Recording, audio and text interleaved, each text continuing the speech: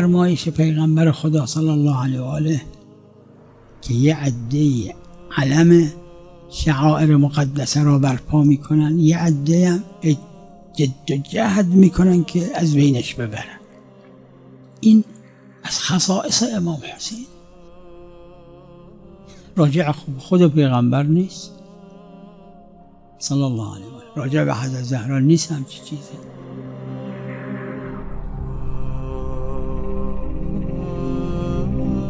همچی تعبیری ندیدم. راجع به امیرالمومنین نیست، راجع به امام حسن نیست. با اینکه این 4 نور بزرگوار از امام حسین افضل هستن، شکی هم نیست. خود امام حسین علیه السلام روز عاشورا فرموده جدی خیر منی، ابی خیر منی، امی خیر منی، اخی الحسن خیر منی.